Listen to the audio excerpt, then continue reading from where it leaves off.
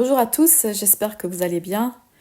Alors, nous voici pour une nouvelle vidéo et dans cette vidéo, j'avais vraiment reçu que je devais vous parler de Jésus, homme, Jésus, Dieu. Et ça, c'est parce que j'ai vraiment longtemps eu du mal à réaliser qui est Jésus. Alors, je dis pas que j'ai fait le tour parce que je crois qu'on a besoin de toute notre vie pour faire le tour et même on n'en aura pas assez d'une vie et qu'on saura qui est Jésus quand on le verra face à face. Mais comme on va dire, dans toute mon enfance, j'ai entendu parler de Jésus par rapport du fait qu'il est né à Noël, qu'il est mort à Pâques. Voilà. En même temps, j'avais bien compris que Jésus est éternel, mais il y a un truc que je captais pas par rapport à Jésus dans notre temporalité. Et je dois dire que c'est le jour où j'ai réalisé que Jésus n'est pas né à Noël, que j'ai commencé à me pencher, mais en fait, sur qui est Jésus. Euh, le fait de le coller ou de coller sa naissance à Noël, c'est comme si ça m'avait fait perdre la réalité de qui est Jésus. Et quand ce mensonge de Noël est parti, j'ai réalisé finalement que cette histoire de quand Jésus est né, c'est pas du tout important pour Dieu. Parce que si Dieu avait voulu qu'on sache quel était le jour de sa naissance, il nous l'aurait dit, mais pourquoi c'est pas important? Tout simplement parce que Jésus est éternel et que Jésus existe donc de toute éternité, qu'il est Dieu dans l'éternité et qu'un jour, à l'instant où ça a été décidé par Dieu, il s'est manifesté dans notre temporalité. Donc c'est ça que j'avais pas capté aussi longtemps que j'étais axée sur cette fête de la naissance de Jésus à Noël. Ouais, donc j'ai vraiment réalisé qui est Jésus dans le sens de Dieu, qu'il est. On sait que Dieu est éternellement le même, il est trois en un en trois, Père, Fils et Saint-Esprit. Et donc, un jour, dans notre temporalité, Dieu s'est incarné et il est venu sur la terre, dans ce corps. On peut lire ça dans Jean 1, verset 14. Et la parole a été faite chair, et elle a habité parmi nous, pleine de grâce et de vérité. Et nous avons contemplé sa gloire, une gloire comme la gloire du Fils unique venu du Père. Là, quand on lit ça, on voit que Jean, il a vraiment eu la révélation de qui était Jésus quand il a marché avec lui sur la terre, quoi. Au verset 29, on voit que c'est Jean, le baptiseur, qui parle de Jésus. Le lendemain, il vit Jésus venant à lui et il dit « Voici l'agneau de Dieu qui ôte le péché du monde. C'est celui dont j'ai dit « Après moi vient un homme qui m'a précédé, car il était avant moi. » C'est assez particulier, cette phrase « Après moi vient un homme qui m'a précédé, car il était avant moi. » Donc je comprends dans ce sens-là que Jean parle de son ministère, que le ministère de Jean a commencé avant celui de Jésus et que celui de Jésus est venu après. Et ou bien aussi même par rapport à la naissance, Jean est né avant Jésus et voilà, Jésus est né après lui. Mais dans cette réalité spirituelle, Jean semble avoir saisi le fait que Jésus était avant Jean de toute éternité. Jésus était là, il était donc avant Jean, il a précédé Jean. On lit dans Colossiens 1 au verset 15, « C'est lui qui est l'image du Dieu invisible, le premier-né de toutes les créatures. » Alors, voilà, là on voit que Jésus, c'est Dieu incarné, c'est lui qui est Dieu visible, qui est venu sur la terre, qui a marché sur la terre. Alors c'est écrit aussi le premier-né de toutes les créatures. Alors moi je comprends ça dans le sens où avant la création, Dieu était là, Jésus, le Fils était là, le Père, le Saint-Esprit, ils étaient là, et Jésus, je comprends qu'il était de tout temps le Fils de Dieu, et il était de tout temps la parole qui allait être chair dans la temporalité, et il était, on va dire, le prototype. Il est le prototype, le premier-né de toutes les créatures. C'est comme ça que je comprends. Alors, longtemps, j'ai cru que Jésus, quand il est venu sur la terre, il s'est manifesté sur la terre en tant que Dieu. C'est-à-dire que tout ce qu'il a fait, c'est parce qu'il était Dieu, quoi. Donc, Et aujourd'hui, je comprends que c'est pas tout à fait le cas parce que finalement, quand je réfléchissais, mais je me disais, mais à quel moment il a appuyé sur le bouton Dieu et à quel moment il a appuyé sur le bouton homme. Bon, ça y est, là, je suis un homme, je pleure, là, je fais un miracle, je suis Dieu. Voilà. Et donc, il y a un truc qui collait pas trop dans ce que je pensais de qui était Jésus. Et tant que je pensais comme ça, pour moi, Jésus restait assez inaccessible. Je me disais, en fait, c'est super qu'on puisse lui dire qu'il faut lui ressembler, mais bon, puisqu'il est Dieu, en fait, c'est voilà, c'est comme s'il est trop lointain pour moi, il est inaccessible. Et moi, ça me laissait finalement dans une forme d'inactivité, on va dire, pour le royaume. Et en réalité, ben, Jésus est Dieu, il est éternel, il fait un avec le Père, avec le Saint-Esprit, mais dans leur plan divin ou dans son plan divin, il a décidé de se manifester dans notre temporalité à un instant T. Donc cet instant T est décidé par Dieu et c'est, on va dire, ce plan-là, c'est un plan qui est là de toute éternité. La création même est basée sur ce plan-là. Il n'y aurait pas eu de création possible sans qu'il y ait Jésus qui vienne en tant qu'homme dans cette création. Alors on lit dans Galates 4, du verset 4 et 5, mais lorsque les temps ont été accomplis, Dieu a envoyé son Fils, né d'une femme, né sous la loi, afin qu'il rachetât ceux qui étaient sous la loi, afin que nous reçussions l'adoption. Donc on voit que c'était le plan de Dieu d'envoyer son Fils naître d'une femme et pour venir, pour que nous puissions être rachetés de la loi et que nous puissions recevoir l'adoption. Donc on voit aussi que Jésus est Dieu. On voit aussi que Jésus, dans toute sa vie, on voit que il est soumis à Dieu son Père, à notre Père, et tout ce qu'il fait, c'est vraiment dans une soumission et une obéissance totale à Dieu le Père. On voit dans Jean 10, versets 17 et 18, Jésus qui dit « Voici pourquoi mon Père m'aime, c'est que je donne ma vie pour la reprendre. Personne ne me l'ôte, mais je la donne de moi-même. J'ai le pouvoir de la quitter et le pouvoir de la reprendre. J'ai reçu cet ordre de mon Père. » Donc là, dans cette phrase, moi, ou dans ce que Jésus dit là, je vois qu'il est Dieu. Parce que, contrairement à nous, Jésus, il a décidé d'obéir à son Père, il a décidé de donner sa vie, il a décidé à quel moment il la donne, à quel moment il la reprend. Donc c'est vraiment, ils ont fait ça ensemble. C'est un plan divin de venir ici sur la terre nous rejoindre. Et c'est lui qui a décidé de donner sa vie, il a décidé de la reprendre. Voilà, on voit que c'est lui qui a ce pouvoir-là. Et ce pouvoir, il l'a reçu comme un ordre de son Père. Et il obéit aux ordres de son Père. On voit que dans cette phrase aussi, moi je comprends aussi toute la dimension de Jésus qui est le Fils de Dieu de toute éternité. C'est comme quand il est écrit dans un psaume, je t'ai engendré aujourd'hui, je crois, c'est écrit un truc comme ça. Ça montre bien que en fait aujourd'hui dans l'éternité c'est tous les jours quoi, c'est tout le temps, c'est de toute éternité. Jésus est le Fils de Dieu, engendré par Dieu, il est de toute éternité son Fils. Et voici pourquoi mon Père m'aime, il est dit là dans Jean 10.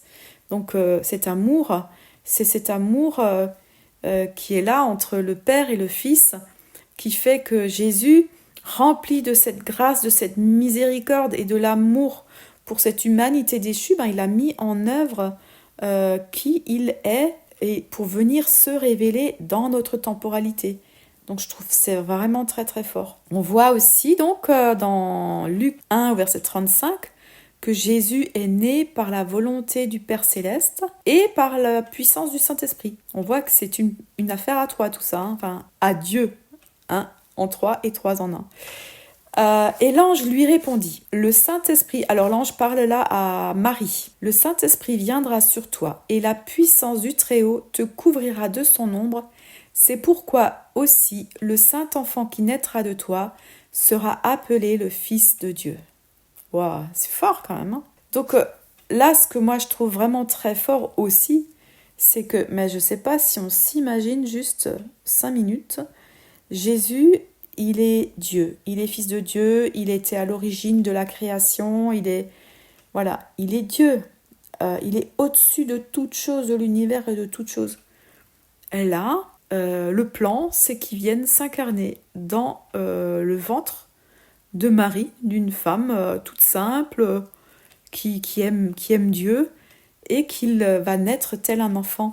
Non mais c'est une histoire complètement incroyable. C'est une histoire complètement incroyable. Ce Dieu éternel qui a toute la puissance et tout, il vient tel un enfant, tel moi, tel toi, enfin, il s'est mis dans notre peau, quoi. Alors quand Jésus est né, c'est un petit peu comme s'il était un nouvel Adam, avec lui aussi cette capacité finalement de choisir, de suivre Dieu ou pas. Je pense qu'il était dans la même capacité parce qu'il était dans une chair comme la nôtre. Alors on lit dans 1 Corinthiens 15, versets 45 à 47, le premier homme, Adam, a été fait une âme vivante. Mais le dernier Adam est un esprit vivifiant. Donc on voit, puisqu'il est né du Saint-Esprit, Or, ce n'est pas ce qui est spirituel, mais ce qui est animal qui est le premier. Ce qui est spirituel vient après. Le premier homme étant de la terre est terrestre, et le second homme, le Seigneur, est du ciel. Voilà, c'est fort quand même. Donc Jésus est appelé ici le dernier Adam. Il est venu réparer la faute d'Adam, et donc il est le dernier Adam.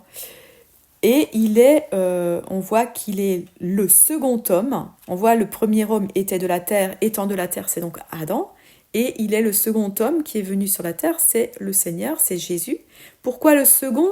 Parce qu'on voit qu'il est parlé du premier Adam et du dernier Adam. Mais par contre, il est parlé du premier homme et du second homme. Parce que Jésus, finalement, il est à l'origine de cette nouvelle création. Le second homme, parce qu'après, il y a beaucoup d'autres hommes qui sont nés au travers de lui. Ce sont tous les gens qui vont accepter de le suivre et d'être transformés par lui. Donc, il est le second homme, parce que le premier homme qui était Adam a été fait une âme vivante. En fait, c'est Adam qui est à l'origine de toute de tous les autres hommes qui sont nés de lui. Nous sommes tous des fils et des filles d'Adam, nés aussi dans le péché. Et le dernier Adam, qui est un esprit vivifiant, Jésus, c'est lui qui est venu pour nous restaurer et nous apporter en fait la restauration de notre esprit, ou la résurrection de notre esprit. C'est par lui que nous sommes transformés et que le vieil homme est mort et que nous pouvons vivre aujourd'hui une vie déjà en esprit avec lui. C'est pour ça aussi qu'il est parlé du premier homme qui est de la terre, donc Adam, et qui est terrestre, et le second homme, donc Jésus, qui est du ciel. Et Jésus, c'est le second homme, et ensuite après lui viennent tous les autres hommes qui le suivent et qui sont ce peuple restauré, ces enfants de Dieu que nous sommes, si nous avons accepté Jésus dans notre vie, de le suivre, d'être fidèle à notre Seigneur. Alors on voit aussi dans Romains 8 au verset 3, « Car ce qui était impossible à la loi parce qu'elle était affaiblie par la chair, Dieu l'a fait, envoyant son propre Fils dans une chair semblable à celle du péché. » Donc là, c'est vraiment la preuve que Jésus, il est venu dans la chair comme nous dans notre chair à nous, quoi. Après sa naissance, on voit qu'on a quand même assez peu d'éléments de la vie de Jésus jusqu'à son baptême. Il n'y a pas grand-chose. Il y a Luc qui nous en parle un petit peu. On voit dans Luc 2 que Jésus a 12 ans, qu'il est monté avec sa famille à Jérusalem pour la fête de Pâques.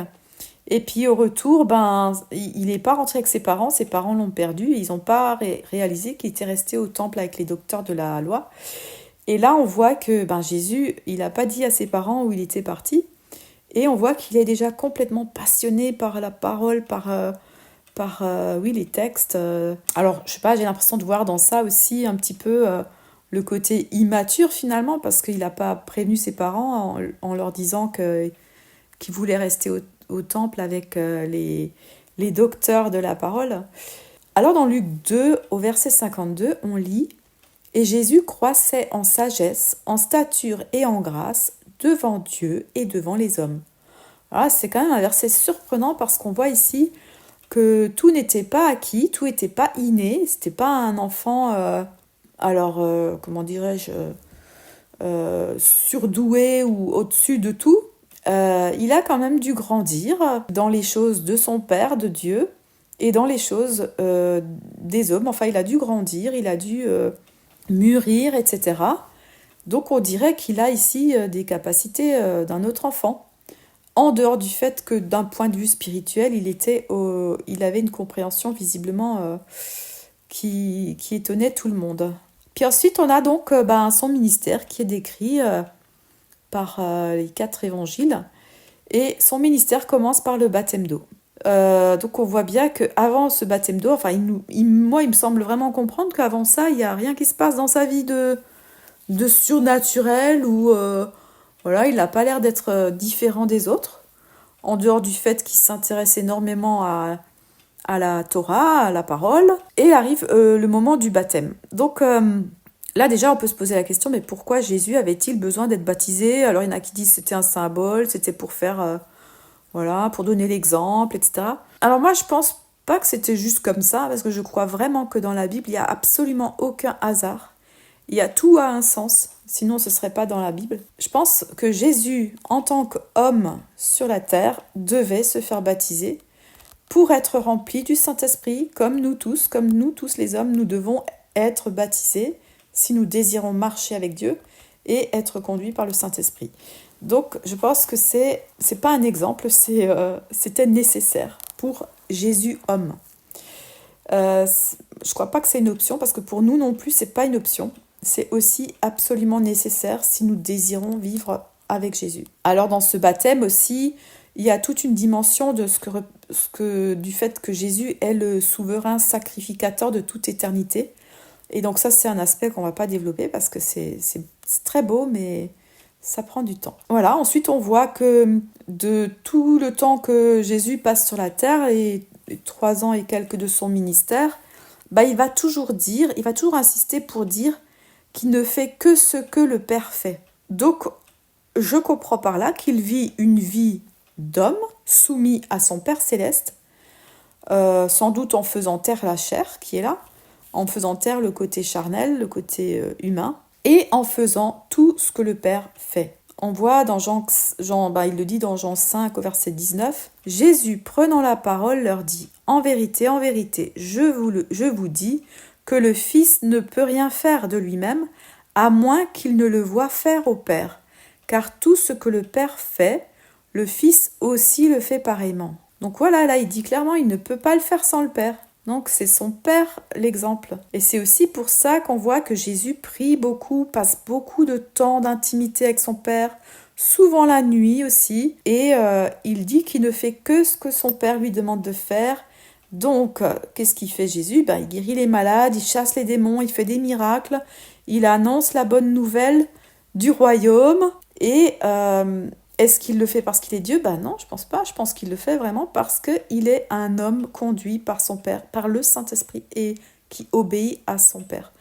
Et ça, on le voit dans Acte 10, versets 37 et 38. « Vous savez ce qui est arrivé dans toute la Judée, après avoir commencé en Galilée, après le baptême que Jean a prêché, comment Dieu a oint du Saint-Esprit et de puissance Jésus de Nazareth, qui allait de lieu en lieu, faisant du bien et guérissant tous ceux qui étaient opprimés par le diable, parce que Dieu était avec lui. » Donc là encore, on voit, rien n'a été fait au hasard, mais tout a un sens. Jésus guérissait tous les malades qu'il croisait, et il était venu pour libérer les captifs, comme c'est écrit dans l'Ancien Testament, dans Ésaïe.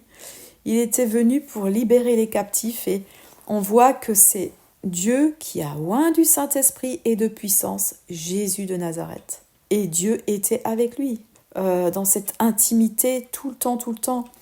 Et moi, je comprends par là que nous aussi, nous sommes appelés de la même façon à guérir les malades, chasser les démons, libérer les captifs, avec le détail bien sûr que Jésus guérissait tous les malades et que nous, en fait, on va pas pouvoir les guérir tous. On va obéir au Père et faire. Mais pourquoi on ne guérit pas tous les malades? Parce qu'on est encore dans des corps qui ne sont pas glorifiés, que notre corps et notre âme sont encore faits de chair, ils sont encore mortels, ils sont encore imparfaits. On est encore dans une possibilité d'être blessé, et c'est pour ça qu'on n'a pas encore on n'est pas encore transformé. Mais notre esprit est déjà nouveau. Et par notre esprit qui est enseigné par le Saint-Esprit en nous, nous avons reçu cette nouvelle naissance lors du baptême dans le Saint-Esprit. Et nous sommes, baptême d'eau, baptême du Saint-Esprit, nous sommes appelés donc à guérir les malades, à chasser les démons, à proclamer la bonne nouvelle, à marcher dans une vie consacrée à Dieu. Et on est appelé vraiment à laisser Jésus grandir en nous, prendre toute la place, à laisser donc de plus en plus de place au Saint-Esprit qui habite en nous et pour produire le fruit de l'Esprit et pour faire les œuvres pour lesquelles nous avons été préparés. C'est ça le but de notre nouvelle naissance et d'être rempli du Saint-Esprit. Alors on comprend bien que Jésus, lui, n'avait jamais péché. Il n'a jamais péché, il était parfait en toutes choses. Et pendant tout son temps sur la terre, il n'a pas péché. Il a reçu la plénitude du Saint-Esprit parce qu'il n'y avait aucun péché en lui. Donc on voit ça dans Colossiens 1, versets 19 et 20. Car il a plu à Dieu de faire habiter toute plénitude en lui, en Jésus, et de réconcilier par lui toutes choses avec soi, ayant donné la paix par le sang de sa croix, tant aux choses qui sont sur la terre qu'à celles qui sont dans les cieux. Donc on voit que Jésus il est venu pour le salut des hommes, pour le salut de toute la création d'ailleurs, qui soupire après les fils de l'homme, enfin toute la création. Et on voit que ce salut est accompli par le sacrifice de Jésus à la croix, par le sang qui a coulé.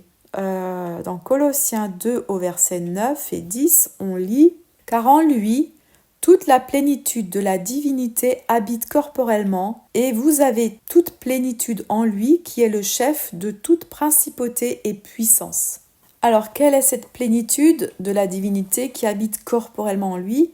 C'est le Saint-Esprit. Tout Dieu qu'il est, il s'est incarné dans un corps humain et il a reçu le Saint-Esprit parfaitement, étant lui-même parfait en toutes choses, donc le Saint-Esprit est entièrement en lui.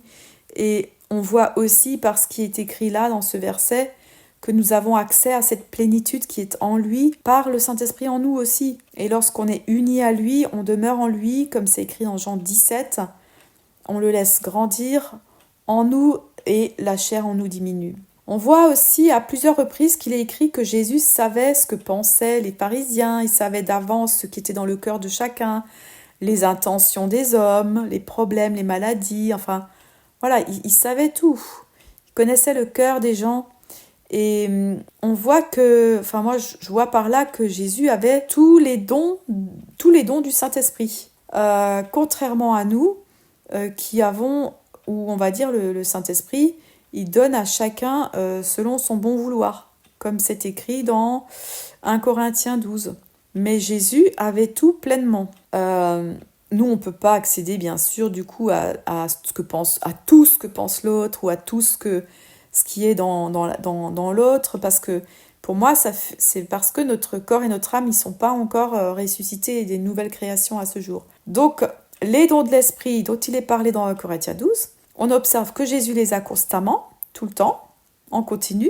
Quand même, il faut voir dans ça que c'est un truc assez fort parce que il a choisi ses disciples, il connaissait le cœur de ses disciples. Donc ça veut dire qu'il connaissait également le cœur de Judas au moment où il l'a choisi. Il savait très bien qu'il allait le trahir. Et c'était en toute connaissance de cause qu'il l'a choisi, sachant que Judas devait accomplir le plan divin. Donc vous vous imaginez sans doute quelle pouvait être sa lutte contre finalement la chair, dans le sens où il savait très bien ce qui allait arriver.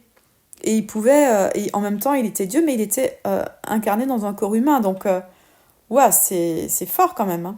Parce que Jésus avait tout, il aurait eu la possibilité de sortir du plan de Dieu. Mais non, il est resté à lutter finalement contre la chair. Donc on voit aussi que au fur et à mesure du ministère de Jésus, on voit qu'il a tous les attributs divins parfaitement, hein. Donc on voit combien il est Dieu aussi. On voit qu'il est amour, sagesse, patience, la tempérance, la joie, la sainte colère. Enfin, il a tout qui est là en lui. On voit qu'il est dans un corps, qu'il n'est plus bien sûr omniprésent comme Dieu. Il est limité de façon, on va dire, de façon au niveau de l'omniprésence. Il est limité dans le sens où il est présent uniquement en Israël, auprès du peuple d'Israël, dans lequel il est né. Mais on voit qu'il a tous les attributs divins et parfaitement en lui, par le Saint-Esprit qui est en lui. Comme on a lu là dans Colossiens 2, « Et vous avez toute plénitude en lui qui est le chef de toute principauté et puissance. » Ça, c'est très fort parce que ça veut dire que nous, en lui, on a tout en lui. C'est-à-dire que, étant donné que le Saint-Esprit habite en nous et que donc on est forcément connecté à lui, tout le fruit de l'Esprit, tout qui est Jésus, on va dire, c'est accessible pour nous. Donc, on peut aujourd'hui marcher pleinement dans cette puissance de la guérison des malades, de libérer les captifs au nom de Jésus, parce qu'on a accès à cela en lui. On a aussi accès à tout ce qui est de l'ordre de la paix, de l'amour, etc. Et toutes ces choses-là, on est appelé à les désirer ardemment de plus en plus et à grandir dans toutes ces choses-là. Alors par rapport à ça, moi j'ai longtemps pas compris toutes ces choses-là et peut-être même supplié Jésus de me donner ceci ou cela, alors que tout est là, tout est accessible. Et j'ai aussi longtemps pas compris que finalement moi aussi je pouvais prier pour les malades, guérir les malades, imposer les mains aux malades, libérer les captifs, chasser des démons, etc. Alors je vous rassure peut-être, j'en suis qu'au début de tout ça, je n'ai pas encore tout compris, mais je veux grandir dans ces choses-là. C'est vraiment mon cœur, absolument. Et on va dire que tant que je suis restée au stade de prendre Jésus pour « Ouah, il est Dieu, il est inaccessible », et de rester au stade de « Moi, je suis qu'un pauvre pécheur », mon regard est vraiment resté bloqué à ce moment-là, avant mon baptême, et je n'avais pas cette conscience de qui je suis en Jésus aujourd'hui, avec, je veux dire, le fait que je suis baptisée, je suis remplie du Saint-Esprit, et c'est vraiment important qu'on puisse chacun comprendre qu'on est mort avec lui, que notre chair, elle a été crucifiée avec lui, que nous sommes, donc dans sa mort, nous sommes morts, et dans sa résurrection, nous sommes ressuscités avec lui. Et on peut donc vivre maintenant, déjà aujourd'hui même, par cette résurrection. On lit ça dans Colossiens 2 au verset 12. « Ayant été ensevelis avec lui par le baptême, en lui aussi vous êtes ressuscités, par la foi en la puissance de Dieu qu'il a ressuscité des morts. » Donc voilà, j'ai réalisé que longtemps j'étais restée figée dans ce que j'étais avant et que tant que j'étais dans ça, je n'arrivais pas à vivre pleinement ce que Jésus me demandait de vivre, de lui ressembler, parce que j'étais encore dans ce pauvre pécheur que je suis. Je pensais même d'ailleurs que c'était tout à fait de l'humilité d'être dans cet état, mais je pense pas, je pense même au contraire que ça peut être, il peut y avoir un côté orgueil, en fait juste de ne pas réaliser ce que Jésus a accompli sur la croix. Quand on lit Romains 8, verset 1, « Il n'y a donc maintenant aucune condamnation pour ceux qui sont en Jésus-Christ, qui marchent non selon la chair, mais selon l'esprit. » Ça, c'est nous aujourd'hui. Il n'y a plus de condamnation et on peut marcher selon l'esprit. Verset 2, « Parce que la loi de l'esprit de vie qui est en Jésus-Christ m'a affranchi de la loi du péché et de la mort. Mais si Christ est en vous, le corps est bien mort à cause du péché, mais l'esprit est vivant à cause de la justice. » Donc c'est très fort. On voit aussi au verset 14, « Car tous ceux qui sont conduits par l'Esprit de Dieu sont enfants de Dieu. » Voilà, donc on est enfant de Dieu. Donc si on est enfant de Dieu, on est conduit par l'Esprit de Dieu. On peut avancer par l'Esprit de Dieu.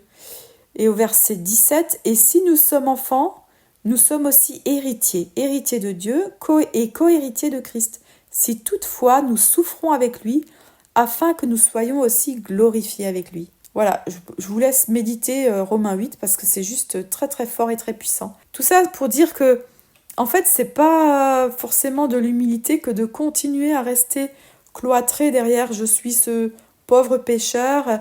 Mais c'est vraiment important qu'on puisse comprendre la dimension du sacrifice de Jésus et honorer cette mort qu'il a subie et cette résurrection, honorer qui nous sommes aujourd'hui. On est invité à regarder qui nous sommes maintenant en Jésus, ce qu'il a accompli au travers de la mort et de la résurrection, et qui je suis maintenant aujourd'hui au travers de la nouvelle naissance de mon baptême d'eau du Saint-Esprit, et qu'on peut continuer de marcher aujourd'hui par le Saint-Esprit qui nous remplit chaque jour, qu'on peut marcher pleinement dans ce que Jésus nous appelle à être. C'est vraiment important de réaliser tout ça. Alors, avant que je réalise ça, en fait, je vivais un petit peu comme si j'attendais de la mort pour pouvoir rentrer dans la transformation complète. Et en vrai, quand on est dans cette situation où on se voit comme un pauvre pécheur, on a tendance à s'enfoncer même de plus en plus dans le péché, parce qu'on s'identifie au pécheur au lieu de s'identifier à cette nouvelle création que nous sommes en Jésus. Et la victoire, donc, elle est pour maintenant, elle est pour aujourd'hui. Et on est appelé à marcher dans cette victoire, à produire le fruit du Saint-Esprit qui habite en nous, à nous consacrer à notre Seigneur, à faire les œuvres qu'il a préparées d'avance pour nous et pour lesquelles il nous appelle. C'est vrai qu'on n'est pas sauvé par les œuvres, c'est-à-dire les œuvres ne sont pas nécessaires pour notre salut. Nous sommes sauvés et c'est parce que nous sommes sauvés qu'on va faire les œuvres qu'il a préparées d'avance. C'est forcément, il y a des choses qui vont découler du fait que on est sauvé et qu'on est né de nouveau. Et donc, guérir les malades, chasser les démons et annoncer l'évangile, c'est ça notre job, c'est ça notre appel. Et chacun à un autre endroit, chacun, Dieu, il montre à chacun où, comment, quoi. Voilà, comme je vous disais, il y a des choses que je commence juste à comprendre et à faire. Hein, donc, il faut qu'on reste connecté à notre Père Céleste pour pouvoir rentrer vraiment dans les œuvres qu'il a préparées d'avance. Alors, revenons à Jésus, lorsqu'il était sur la terre. Donc, on voit que Jésus n'a jamais cessé d'être Dieu et on voit aussi qu'il n'a pas du tout désiré se manifester en tant que Dieu. On voit par exemple, Jésus, il a enseigné tous les gens qui venaient auprès de lui. Et quand les gens ils ont vu qu'il était exceptionnel, ils ont voulu le faire roi. Chaque fois qu'ils voulaient le faire roi, il s'est éclipsé parce qu'il savait très bien que c'était pas le temps pour lui de se révéler en tant que roi. Donc on voit là aussi il est entièrement soumis à son papa dans les cieux, à Dieu le Père. Aussi quand il parle aux religieux, on voit qu'ils veulent le lapider, mais en fait Jésus il sait très bien que c'est pas le temps, donc il s'éclipse pareil. On voit aussi que il guérit des malades. Et on voit, c'est d'ailleurs assez surprenant, l'une ou l'autre fois, on voit que le malade se jette à ses genoux et il l'adore. Mais quand il l'adore en tant qu'homme, il le stoppe, il refuse l'adoration. Et quand le malade guéri l'adore en tant que fils de Dieu, il le laisse l'adorer. On voit aussi que lorsque quelqu'un recevait cette révélation qu'il est fils de Dieu, alors il lui demandait, surtout ne va pas le dire, et forcément c'est là qu'ils allaient le dire, ils ne pouvaient pas le garder pour eux, c'était tellement fort. Mais ça nous montre clairement que Jésus était conduit par son Père et que Jésus savait vraiment très très bien pourquoi il était venu sur la terre. Et c'était pas pour se révéler comme roi dans un premier temps.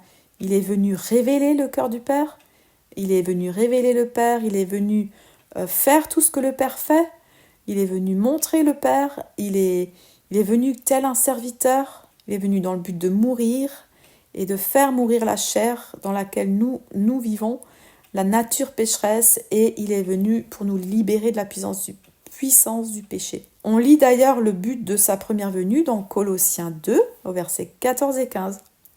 Il a effacé ce qui était contre nous, l'obligation des ordonnances qui s'élevaient contre nous, et il l'a entièrement annulé en l'attachant à la croix.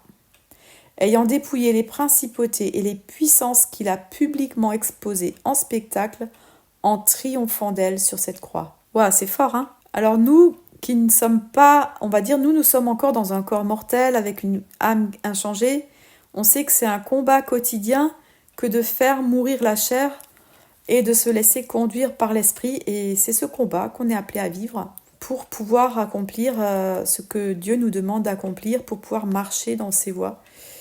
Et autant, en fait, ça me fait vraiment réaliser que le combat de Jésus était du même ordre, mais dans l'autre sens. Parce que lui, il était Dieu, et il a décidé de venir sur la terre dans un dépouillement de qui il est. On voit ça dans Philippiens 2, versets 5 à 8. « Ayez en vous, mais en vous les mêmes sentiments que Jésus-Christ, lequel, étant en forme de Dieu, n'a point regardé comme une proie à saisir d'être égal à Dieu, mais il s'est dépouillé lui-même, ayant pris la forme de serviteur, devenant semblable aux hommes. Et, revêtu de la figure d'homme, il s'est abaissé lui-même en se rendant obéissant jusqu'à la mort, même jusqu'à la mort de la croix. » On voit là, c'est tellement fort parce que Jésus, il est Dieu et il s'est abaissé à notre niveau. Il a vécu la vie que nous vivons. Il a vécu toutes nos blessures, de la même façon, trahison, les injustices, les moqueries, rejets. Il a même été rejeté par sa propre famille. Enfin, il a vraiment vécu tout ce que les humains, tout ce que nous autres humains, nous vivons. Et pourtant, à chaque instant de ce qu'il vivait, il aurait eu la possibilité de sortir de cela parce qu'il était Dieu. Mais il a décidé de rester dans ça pour aller au bout du plan divin. Alors, est-ce que vous connaissez, vous, un roi, un dirigeant, quelqu'un qui a fait ça ? Moi, j'en connais pas du tout. Il n'y a personne sur la terre qui a fait ce que Jésus a fait. Il est vraiment le seul qui ait pu et qui ait accompli, qui se soit mis à notre niveau et qui a vécu notre vie ici sur la terre et qui sait parfaitement d'ailleurs ce qu'on vit. La différence avec nous, c'est que Jésus n'a pas subi les choses. Nous, nous, on vit des choses compliquées, on ne les a pas choisies, on les subit parfois. Et Jésus, en fait, il a vécu tout ça parce qu'il l'a décidé, parce que c'était son choix pour nous sauver de la situation de détresse dans laquelle on est, ici-bas sur la terre. Donc ça, c'est vraiment, vraiment très fort. Ouais, il s'est présenté vraiment sur la terre comme un simple homme, et c'est vraiment parce qu'il s'est présenté sur la terre comme un simple homme que les religieux, les pharisiens et tout ça, ils l'ont pas reconnu. Parce que voilà, c'est juste incroyable, il serait venu dans sa gloire et tout le monde aurait été à ses pieds. Mais là, en venant comme un simple homme, en plus, il est venu parmi des gens du bas peuple, on va dire, une Marie, des disciples comme des pécheurs, etc. Et comme, enfin voilà, c'est des gens simples, des gens du quotidien, c'est vraiment... Ouais, donc il connaît notre vie, il connaît ta vie, c'est le seul d'ailleurs, qui est en même temps Dieu et qui connaît ta vie.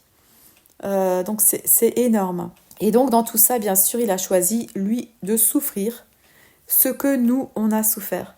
On voit ça dans Hébreux 5, du verset 7 à 9. C'est lui, donc il est parlé de Jésus, qui pendant les jours de sa chair, ayant offert avec de grands cris et avec larmes des prières et des supplications à celui qui pouvait le sauver de la mort, et ayant été délivré de sa crainte, bien qu'étant fils, a appris l'obéissance par les choses qu'il a souffertes, et ayant été rendu parfait, il est devenu l'auteur du salut éternel pour tous ceux qui lui obéissent.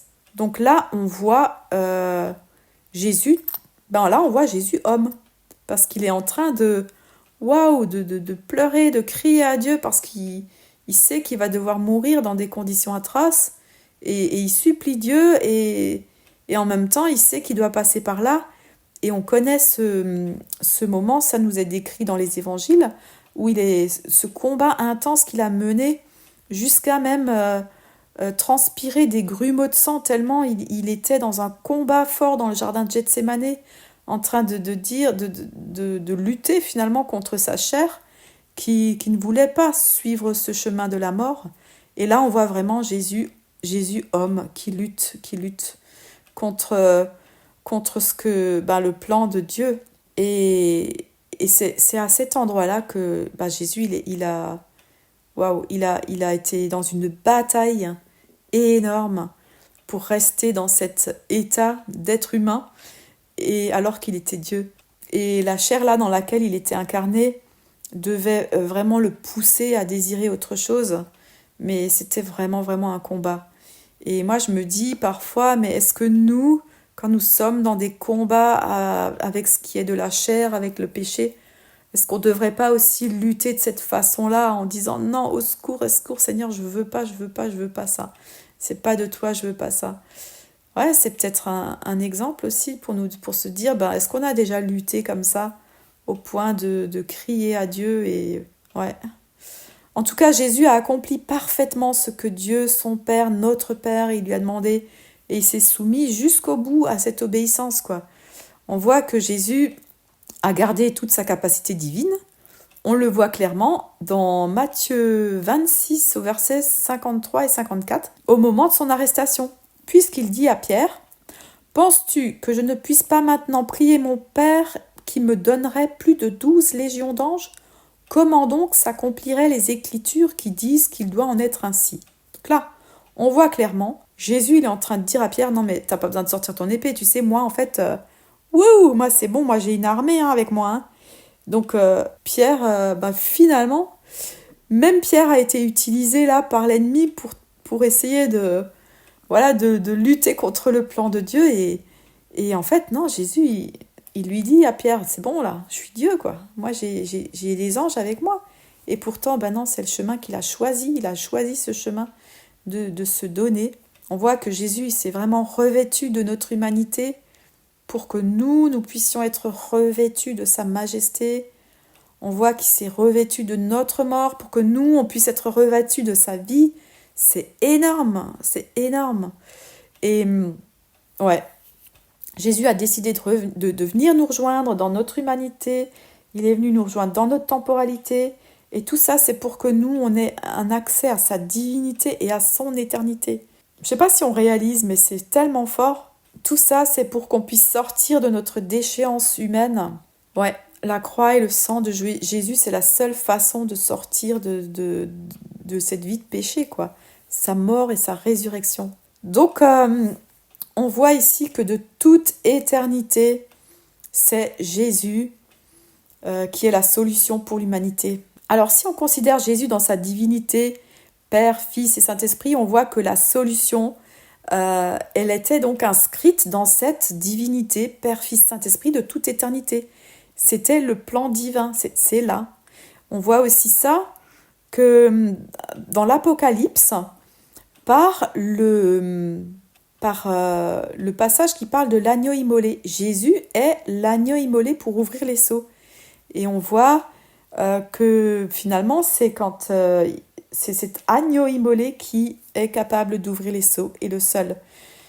On va le lire dans Apocalypse 5, verset 1 à 7. « Puis je vis dans la main droite de celui qui était assis sur le trône un livre écrit, en dedans et en dehors, scellé de 7 sceaux. Je vis aussi un ange puissant qui criait d'une voix forte. Qui est digne d'ouvrir le livre et d'en délier les sceaux ? Et nul, ni dans le ciel, ni sur la terre, ni sous la terre, ne pouvait ouvrir le livre ni le regarder. Et moi, je pleurais beaucoup de ce que personne n'avait été trouvé digne d'ouvrir le livre, ni de le lire, ni de le regarder. Et l'un des anciens me dit, ne pleure point, voici le lion qui est de la tribu de Juda, le rejeton de David a vaincu pour ouvrir le livre et en délier les 7 sceaux. Et je regardais, et voici au milieu du trône et des 4 animaux et au milieu des anciens, un agneau était là comme immolé. Il avait 7 cornes et 7 yeux, qui sont les 7 esprits de Dieu envoyés par toute la terre. Et il vint et prit le livre de la main droite de celui qui était assis sur le trône. Donc là, on voit, c'est vraiment fort parce que c'est l'agneau immolé qui est capable de délier les sceaux.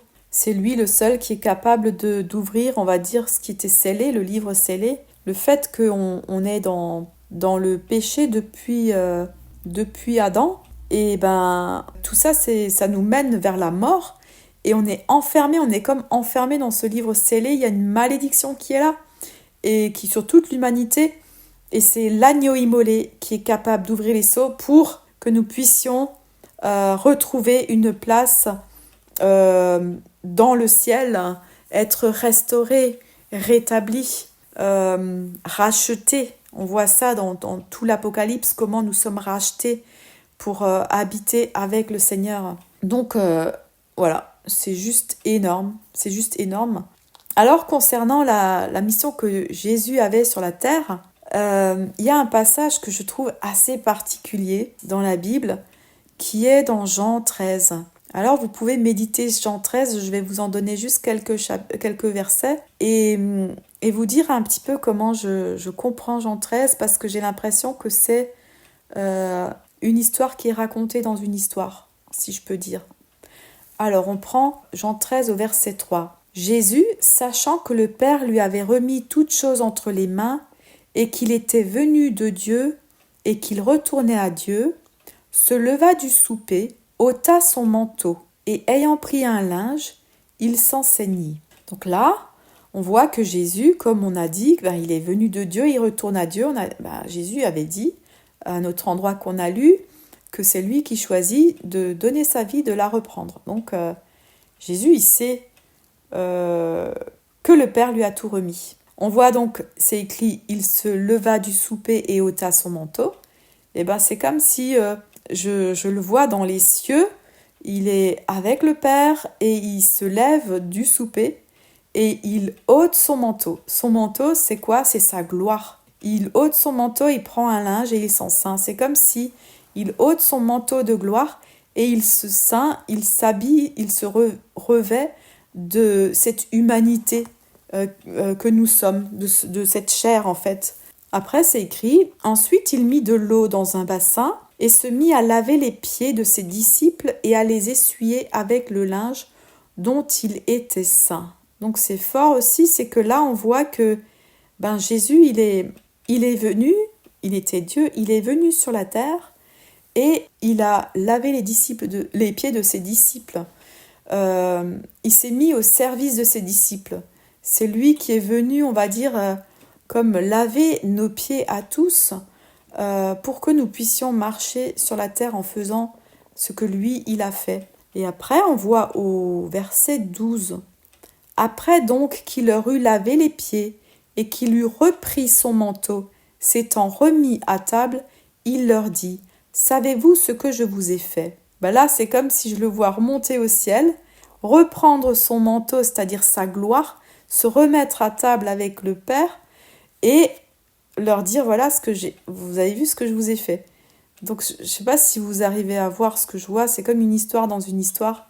C'est comme si dans ces quelques versets, sont résumés tout ce que Jésus il est venu faire. Comme quoi il est venu de Dieu, il est descendu sur la terre en tant qu'homme, il est venu pour nous laver les pieds, et pour ensuite remonter vers le Père et reprendre toute sa gloire. Et on voit ça au verset 14. Si donc c'est Jésus qui parle, si donc je vous ai lavé les pieds, moi le Seigneur et le Maître, vous devez aussi vous laver les pieds les uns les autres.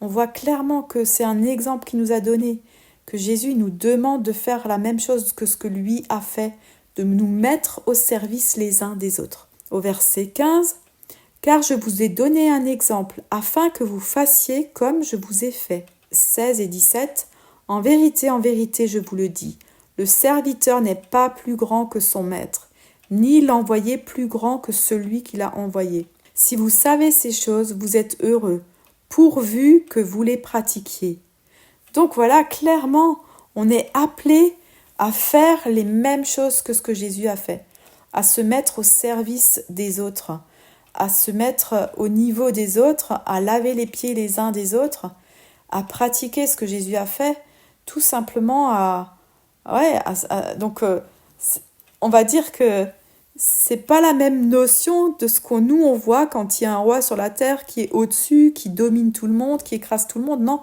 Jésus il est venu pour servir. Et c'est ça que nous sommes appelés aussi, nous, à faire, à servir. Ouais, donc c'est vraiment fort. Alors je vais conclure et avec un verset, tout simplement, parce qu'on sait que lors de sa deuxième venue, qui est, je pense, prochainement, lorsque son retour sera sur la terre, lors de sa deuxième venue, on voit dans Colossiens 3 au verset 4, où c'est écrit « Mais quand Christ, qui est votre vie, paraîtra, alors vous serez aussi manifestés avec lui dans la gloire. » Donc ça, c'est notre espérance, c'est que oui, nos corps et notre âme, tout va être changé, tout va être manifesté dans sa gloire, nous allons être transformés et nous allons être 100% ressuscités et connectés à lui et entièrement comme lui, avec lui. Et ça, c'est notre espérance. Voilà, donc je vais vous laisser avec ces paroles. On va encore prier.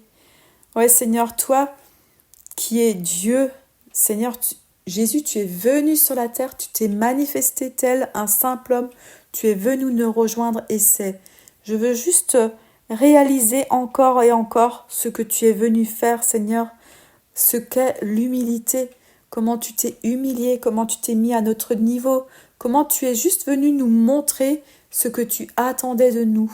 Tu nous as montré le chemin, tu nous as montré comment on peut vivre une vie entièrement avec toi, en toi, comment nous pouvons être juste baptisés d'eau, de l'Esprit Saint et marcher dans tes voies. Et si tu es venu nettoyer nos pieds, c'est pour que nous aussi nous puissions continuer de laver les pieds les uns des autres, que nous puissions continuer ce que toi tu as commencé, que nous puissions nous aussi proclamer l'évangile, la bonne nouvelle, guérir les malades, chasser les démons. Seigneur, que tu viennes encore nous équiper, que nous puissions comprendre, réaliser qui tu es et qui aussi tu nous as envoyé. Quand tu es monté au ciel, tu as dit que c'était bon que tu remontes vers le ciel parce que pour nous envoyer l'Esprit Saint, que nous puissions réaliser qui nous sommes aujourd'hui à marcher ici-bas avec le Saint-Esprit qui est en nous et qui est là pour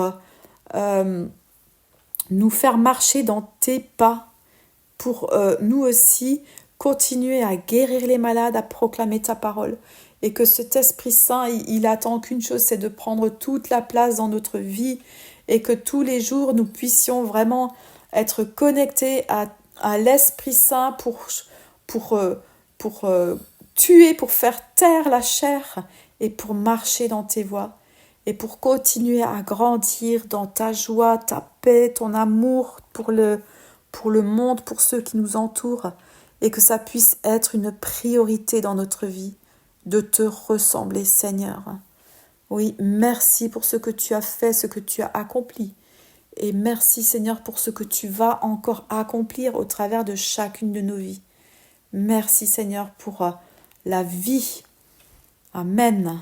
Voilà, alors soyez tous bénis et méditez encore sur ces versets et sur ce que je vous ai partagé. Et à bientôt.